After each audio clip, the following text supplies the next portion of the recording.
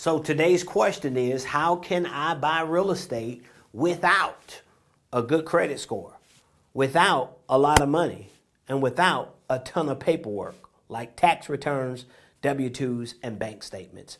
I'm going to show you, and I'll share some very creative strategies and techniques that you can apply today that can change your life forever. But before I do, please make sure you subscribe to my YouTube page.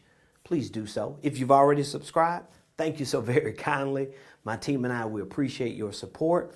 Make sure that your notification is on so that as we drop new content, you'll be the first notified. So this is a question that I get all the time in different ways from my students, from people I mentor and coach, and even just from people who know that I'm in real estate. They know I'm a real estate investor, even though they don't know all the ins and outs of it. But in so many ways, everybody asks the same question. How can I buy real estate without these things that for a lot of people, they don't have? I mean, most people think in order to buy real estate, I used to be most people. They think that in order to buy real estate, they need a good credit score.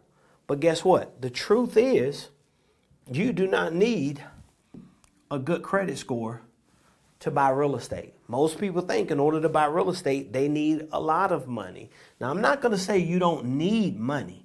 I know some people have no money down strategies, and there are times that you can buy real estate with no money down, or I like to say none of your own money. So I bought real estate with none of my own money, but there's never been a time that the deal didn't require some money, whether it was earnest money, whether it was closing costs.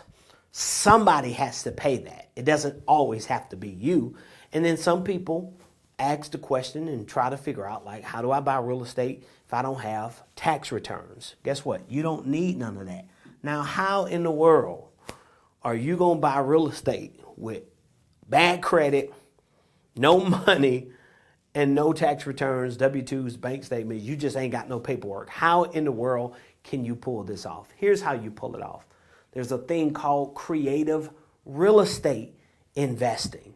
I don't know, you may have not heard of that. Creative real estate investing is how you buy real estate without any of these things. I consider myself a creative real estate investor. Every piece of real estate that I have ever bought in my career, I bought creatively, meaning that I bought it without a good credit score or needing to use my credit when it was good. I bought it without a lot of money, sometimes without any of my money, and I bought it without a ton of paperwork. The only paperwork that I needed was the creative paperwork, the contracts, the other documents and disclosures that are needed when you're doing creative real estate. Now, there's so many layers to creative real estate. Some of the most common types of creative real estate investing are seller finance. That would be when someone owns a piece of property. They don't have a loan with the bank on that property, so it's owned free and clear, and they sell it to you and they become the bank.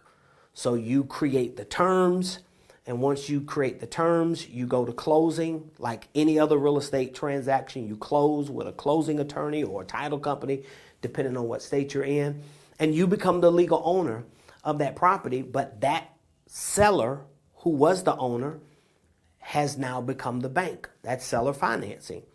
Then you have subject to, which for me has been like the next best thing since sliced bread, especially because of the type of properties that we primarily buy. We primarily buy pre-foreclosures because every month here in Metro Atlanta, we have auctions, foreclosure auctions, like throughout the year, every first Tuesday of every month. So that's a very big business here, and that's primarily what we do. So in order for us to be able to acquire some of these properties as fast as we can to prevent the foreclosure and to help the homeowner from losing their property and from being put out on the street, we have to buy their homes subject to their existing loans, which is where the term sub to or subject to comes from. But guess what? The two I just mentioned, they don't require credit, they don't require a lot of money, and they don't require any of those documents that most traditional conventional banks need. You have other options like lease options. You can lease a property from someone with an option to buy it at a future date. And as long as that property can cash flow, you can actually use it for investment purposes. Or if you're just looking to live in the property, this will work for you as well. So those are just a few of the creative strategies that you can use. I don't want to get into the weeds of those creative strategies because my point was just to answer this very common question. How can I buy real estate without a good credit score, without a lot of money, and without a ton of paperwork? I just told you. I didn't go into the weeds of showing you. I'll be more than happy to provide any more resources that you may need if this is something that you're looking at getting into. As a matter of fact, here inside of our community, we host regular meetups where we talk about these things in depth. We have courses to teach our students how to become creative real estate investors. And of course, we provide one-on-one coaching where we can sit down with you and put a strategic real estate investing game plan together with you. Otherwise, guess what? You could just continue to watch the videos on our YouTube page as we share them with you to give you insights, tips, and techniques on how you can implement and execute and take your finances and your investment endeavors to the next level. So leave a comment. Let me know what you think about the video, and I'll see you on the other side.